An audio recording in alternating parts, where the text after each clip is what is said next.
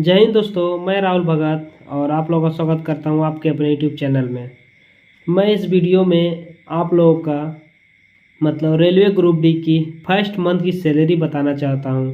जैसे कि आप लोग का रनिंग होने वाला है, रनिंग होने के बाद ज्वाइनिंग जब आप लोग का हो जाएगा तो आप लोग की पहली मंथ की सैलरी कितनी बनेगी, इस वीडियो में मैं बात करूंगा और ये 100% मैं सही बताऊंगा।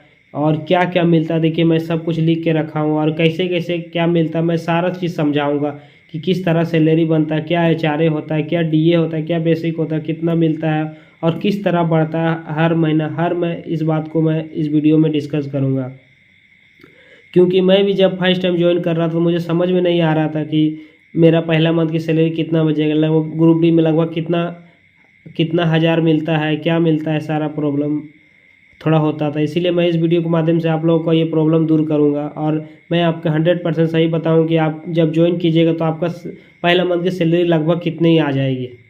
चलिए इस वीडियो को आगे बढ़ाते हैं और बताते हैं। जैसे कि देख रहे हैं आप, रेलवे ग्रुप डी की सैलरी है। तो रेलवे ग्रुप डी की सबसे पहले देखिए बेसिक पे मिलता है। तो आप लोग जानते हैं कि रेलवे ग्रुप डी की बेसिक पे कितना है, 18,000 है। तो हम लिख देते हैं रेलवे ग्रुप डी का 18,000 रुपया आपको सिर्फ बेसिक मिलेगा। ठीक, इसके बाद देखिए डीए है। डीए मतलब डियरलेंस अलाउंस, मतलब महंगाई भत्ता। जैसे कि आप लोग जानते हैं महंगाई भत्ता हर 6 मंथ में बढ़ता है। तो जैसे अभी दिसंबर मंथ, मेरा अभी दिसंबर मंथ चल रहा 2022 का, तो अभी डीए 38% भारत सरकार निर्धारित करके रखा है। फिर जनवरी में 3 से 4% बढ़ाएगा। मतलब हम अभी का बात कर रहे हैं, चलिए 38% है तो निकाल लीजिए 18,000 का 38%। 18,000 का 38% हो जाएगा 6840 रुपया। 6840 मतलब 6,840 रुपया आपको क्या मिल जाएगा, सिर्फ डीए मिल जाएगा। वो अभी मिलेगा। अगर आप 6 महीना बाद ज्वाइन कीजिएगा तो और 6% या 4%, जितना सरकार बढ़ाएगा उतना आपको और बढ़ के मिलेगा। तो मैं अभी के अनुसार ही बता रहा हूँ आपका ग्रुप डी का सैलरी कितना बनेगा। देखिए बेसिक 18,000 हो गए, डीए हो गए, ये है एचआरए। एचआरए मतलब हाउस रेंट अलाउंसेस। एचआरए देखिए वो लोग को मिलेगा जो क्वार्टर नहीं लीजिएगा। जैसे आप ज्वाइन कीजिएगा, ज्वाइन करने के बाद अगर आप क्वार्टर ले लीजिएगा तो ये अलाउंस आपको नहीं मिलेगा। अगर रेलवे का क्वार्टर में रहते हैं तो ये अलाउंस नहीं मिलेगा। अगर आप प्राइवेट रूम में रहते हैं या रेलवे क्वार्टर नहीं लेते हैं तो आपको ये एचआरए आपको अकाउंट में पैसा आएगा। तो एचआरए देखिए कैसे मिलता है। एचआरए 3 तरह से रेलवे सरकार देता है। एक 10% देता है, एक 20% देता है और एक 30% देता है। ये 10% बेसिक का, 20% बेसिक का, इसमें जितना निकला सब बेसिक का निकलता है, 30% बेसिक का। तो आप जानिए कि 10% कब मिलेगा, 20% कब मिलेगा, 30% कब मिलेगा। अगर आप कोई विलेज एरिया मतलब गांव इलाका में आप ड्यूटी करते हैं तो आपको एचआरए 10% मिलेगा। अगर आप कोई मीडियम सिटी में ड्यूटी करते हैं तो आपको एचआरए 20% मिलेगा।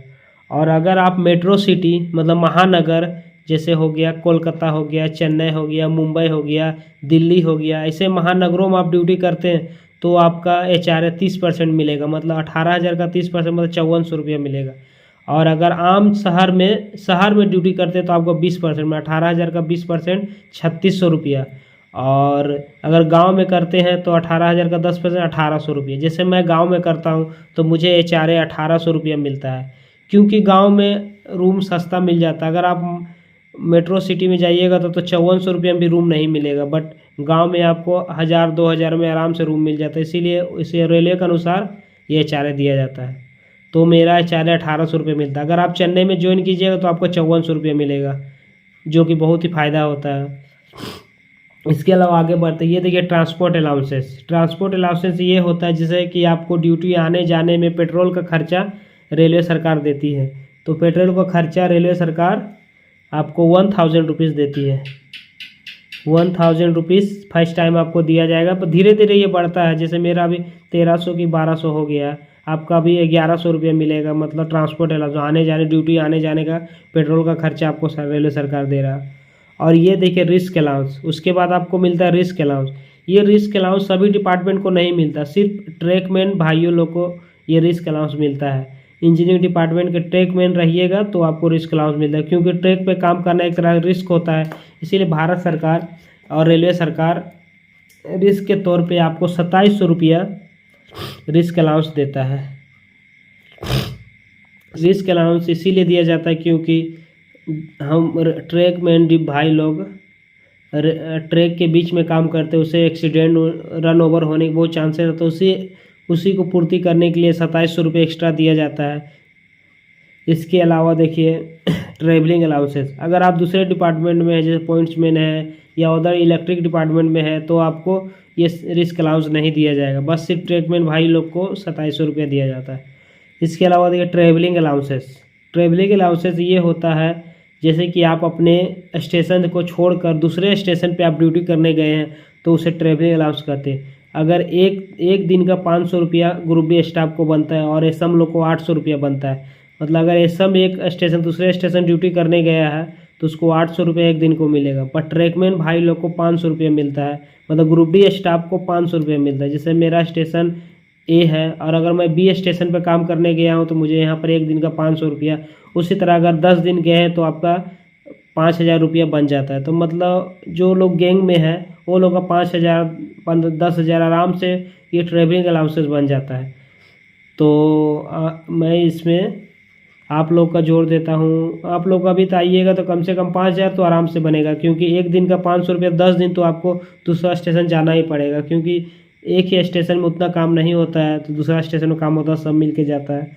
तो भी मैं आप लोग का चलिए 5000 जोड़ देता हूँ, क्योंकि 10 दिन तो कम से कम दूसरा स्टेशन जाना ही पड़ेगा आपको।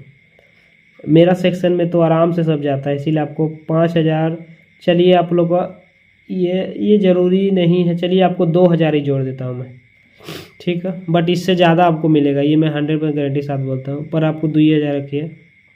मैं जब ज्वाइन किया था ना तो मैं लगभग 15,000, 12,000, 11,000, 10,000 खाली सिर्फ ट्रैवलिंग अलाउंस कमाता था, क्योंकि अपना स्टेशन में काम ही नहीं था। मैं जहाँ ज्वाइन किया था दूसरे स्टेशन जाना पड़ता था, वहाँ पर ज़्यादा काम था तो करता था, एक दिन का 500 बनता था, अगर 10 दिन भी गए तो 5,000, पर बताइए 30 दिन में कम से कम 10 से 12 दिन आराम से चल जाइएगा, तो ये बनता था। और नाइट अलाउंस एक दिन का 170 रुपया बनता है। तो अगर आप गैंग ड्यूटी में रहिएगा तो आपको क्वेश्चन वोशन या होम गार्ड वॉचमैन का ड्यूटी दे सकता है। तो जैसे जितना दिन आप अगर 10 दिन कीजिएगा तो 1700 रुपया, जैसे आप ड्यूटी कीजिएगा तो लगभग बनता है। जैसे मैं गेट पे हूँ तो गेट पे नाइट तो आता ही रहता है, एक सप्ताह में 3 दिन, तो मैं एक महीना में 12 नाइट कर लेता हूँ। तो सोच लीजिए 170 × 12 कितना हो गया। इसी तरह आप लोग का भी कुछ ना कुछ नाइट मिलेगा ही मिलेगा। तो मैं आपको नाइट मान लीजिए 10 दिन, चलिए मैं नाइट में आपको 1000 ही ऐड कर देता, 1000 करके आपको नाइट अलाउंस मिला होगा। चलिए, और इसके अलावा भी एक चीज़ और आप लोग को मिलता है, पर वो हमेशा नहीं मिलता है, NH नेशनल हॉलीडे। NH जैसे नेशनल हॉलीडे गांधी जी जयंती पे या 26 जनवरी या 15 अगस्त पे आप ड्यूटी कीजिएगा तो उसका अलग सा पैसा मिलता है, 368 रुपये एक दिन का मिलता है। तो 2 दिन NH आया तो उसका अलग पैसा मिलेगा। ये सब छोड़िए, कभी कभी बनता है। तो ये रहा आपका ओरिजिनल ग्रोस पे। तो चलिए जोड़ते हैं कितना आपका ग्रोस पे बनेगा। देखिए क्या क्या हो गया, बेसिक हो गया, DA हो गया, HRA हो गया, सारा जोड़ने पे ये ग्रोस पे बनेगा। ये आपका जो जितना जोड़ने पाएगा ये आपके अकाउंट में पैसा नहीं आएगा, ये ग्रोस पे रहेगा। नेट पे आपका अकाउंट में आता है, ग्रोस पे जोड़ने पे जितना आएगा फिर उसमें भी पेंशन वेंशन काटे। चलिए ऐड करते हैं कितना आया। तो देखिए ये सारा ऐड करने पे आपका बन गया 33,340 रुपया। ये क्या ग्रोस सैलरी है, ये नेट सैलरी नहीं है। नेट सैलरी आपका अकाउंट में जाता है, ये क्या है, ग्रोस सैलरी। ये ग्रोस सैलरी आपका 33,340 रुपया हो गया। इसके बाद आपका देखिए अब जो नीचे आएगा डिडक्शन होगा, मतलब आपका कटेगा। इसके बाद देखिए NPS आपको कटता है। NPS कितना, 10% कटता है। 10% किसका कटता है, बेसिक, देखिए ऊपर बेसिक और DA के जोड़ के 10% कीजिएगा, जितना आएगा उसका NPS भारत सरकार काट के अपने अकाउंट में रखता है, और जितना पैसा आपसे लिया है उतना पैसा सरकार भी मिलाएगा और दोनों आपका अकाउंट में जमा कर देगा। और रिटायरमेंट टाइप आपका यही पैसा आपको रिटायरमेंट टाइम दिया जाएगा, इस तरह होता है। तो एनपीएस आपका 2484 रुपया कटेगा और भारत सरकार भी 2484 रुपये देगा, लगभग हो जाएगा 4800, मतलब 4000 लगभग 5000 हो जाएगा, 5000 एक महीना का। तो उसी तरह आपका भारत सरकार रिटायरमेंट तक जोड़ेगा और यही पैसा आपको रिटायरमेंट टाइप दिया जाएगा। और देखिए एनपीएस के अलावा आपको और क्या लेस होता है बताते हैं। इसके अलावा और रेलवे अपना यूनियन चार्ज क्या क्या काटता है, 30 ज़्यादा नहीं, 30 रुपया एक काटता है, 125 रुपया काटता है, इतना काटता है। मतलब आपका ग्रोस सैलरी ये ग्रोस सैलरी में ये 3 चीज़ घटाने पर जो आएगा ना वो आएगा आपका नेट सैलरी। यही आपका अकाउंट में नेट सैलरी, यही आपका अकाउंट में आपका बैंक अकाउंट में आएगा। तो घटाने बाद आपका आ जाएगा 30,701 रुपया। ये हो गया आपका नेट सैलरी। मतलब आप जब ज्वाइन कीजिएगा तो आपका पहला मंथ की सैलरी लगभग ये रहेगा 30,701 रुपया, मतलब लगभग 30,000 रख लीजिए। 30,000 आपका सैलरी रहेगा ग्रुप डी का, और ये सैलरी आपका पहला मंथ का रहेगा और ये बढ़ते जाएगा। ये न सोचिए कि आपका हमेशा 30,000 सैलरी रहेगा। ये अब देखिए किस तरह बढ़ता है, मैं ये बताता हूँ। सैलरी में इंक्रीमेंट क्या लगता है, देखिए जैसे आपका बेसिक देखिए 18,000 है, ये तो पहला साल आपका 18,000 रहेगा। अगला साल आपका बेसिक हो जाएगा 18,500 रुपया, फिर अगला साल हो जाएगा 19,100 रुपया, 19,100 रुपये। मतलब पहला साल 500 रुपया बढ़ता है, दूसरा साल 600 रुपया बढ़ता है, फिर 600 रुपया बढ़ता है, फिर ऐसे होने पर 1900 ग्रेड पे हो जाइएगा तो ज़्यादा 800 रुपया बढ़ने लगेगा। अब जब बेसिक बढ़ गया तो डीए भी बढ़ेगा, जब डीए बढ़ गया तो एचआरए भी बढ़ेगा। इसीलिए सारा काम बेसिक पे होता है। बेसिक बढ़ा तो डीए भी बढ़ेगा, अगर बेसिक बढ़ा तो इसका 38% ज़्यादा होगा, फिर इसका 10% ज़्यादा होगा, इसका धीरे धीरे सब बढ़ता है। इसी तरह आपका इंक्रीमेंट लगता है।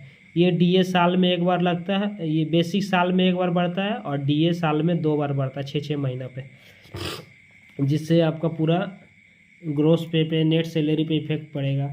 तो समझ जाइए। तो इस वीडियो में बस यही बताना चाह रहा था कि जब आप ज्वाइन कीजिएगा तो आपका सैलरी 30,000 मिलेगा। और जब मैं ज्वाइन किया था उस समय मेरा सैलरी 26,000 बनता था, बट आपका कितना इंक्रीमेंट डीए बढ़ा, ये बढ़ा, इसी कारण से आपका सैलरी 30,000 बन रहा। तो आप लोग का तो कोई कन्फ्यूजन नहीं रहा होगा इस वीडियो में, क्योंकि मैं भी जब ज्वाइन करा तो मुझे समझ में नहीं आ रहा था, कोई ऐसा वीडियो नहीं मिला जिसके कारण मैं जान सकूँ कि मेरा फर्स्ट मंथ की सैलरी कितनी बनती। क्योंकि सारे जितने भी लड़के होते हैं सब ये जानना चाहते हैं कि पहला मंथ सैलरी को बहुत ही अच्छा से खर्च करना चाहता है, फैमिली के लिए गिफ्ट देना चाहता है। इसीलिए पहले वो पता चल जाना चाहिए कि कितना सैलरी मिलेगा, वही अनुसार वो अपना खर्च करेगा। चलिए मिलते हैं नेक्स्ट वीडियो में। अगर अच्छा लगा होगा तो इस चैनल को सब्सक्राइब करें और बहुत सारा प्यार दें, लाइक दें, ताकि मैं ऐसा वीडियो आपको हेल्प के लिए लाता रहूं। चलिए मिलते हैं नेक्स्ट वीडियो में। Thank you so much.